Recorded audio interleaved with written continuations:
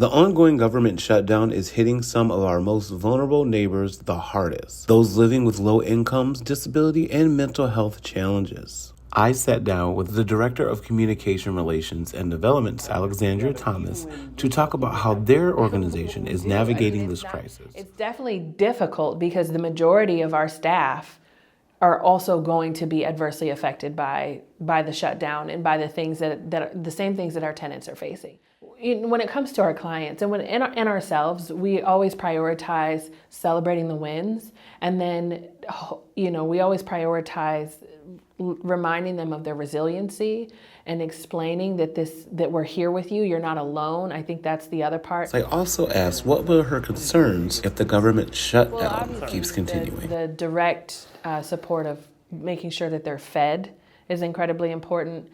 But with shutdowns, we know things happen in waves, and so the first wave we knew of was going to be affected was their food benefits.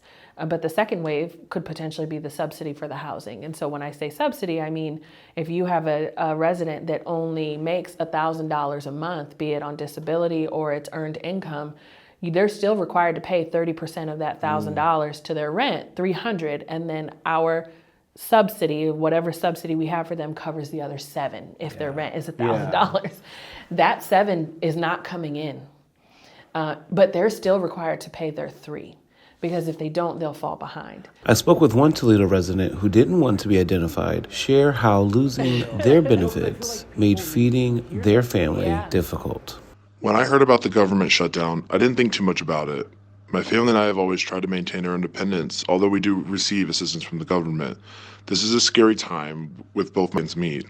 Having a special needs child, we are finding it hard to stay afloat. So if you had a policymaker in here to help them understand the importance of your job and these clients, tenants, these families, these humans.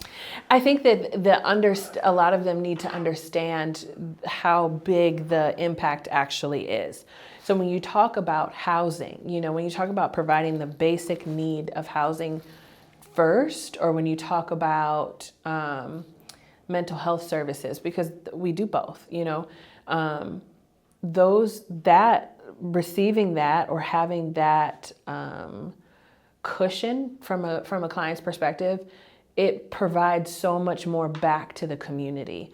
And I think that I always say housing is healthcare, housing is suicide prevention, housing is crime prevention.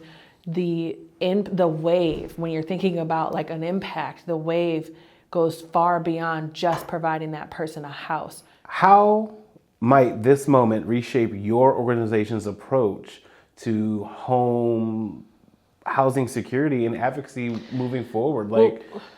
We've been doing our work since 1988. Yeah. Now, I've only been here the last 8 years, but our work has seen many administrations, many shutdowns. And so I am learning, I am kind of going through our archives and seeing what we've done in the past. We as a nonprofit have always had to be resilient and prepared in some ways. And so when I talk about my own professional development in a way that is not intending to come off selfish at all, I get to learn a lot right now. And I get to take that with me for the rest of my career.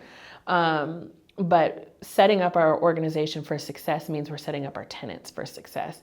So ensuring that we have, again, it's uncertain if our funding for housing is going to reopen. We applied for that funding last September, got approved in January for 2 years, and then just got notified recently that, nope, actually, we're going to reopen it and make you reapply and recompete, and we're reducing your funding by 50%. So it's a bit of a nightmare. So keeping a level head, having everything, uncertainty is the word of the day, because we essentially need to have every single thing prepared to be able to take that application when it reopens and submit it as soon as possible. So all of the documents, these are very detailed documents, very detailed applications that require multiple eyes on it, budgets, signatures, all of these things. So having all of that ready to go, ready to go when it opens is going to be very important. So just being prepared as we can be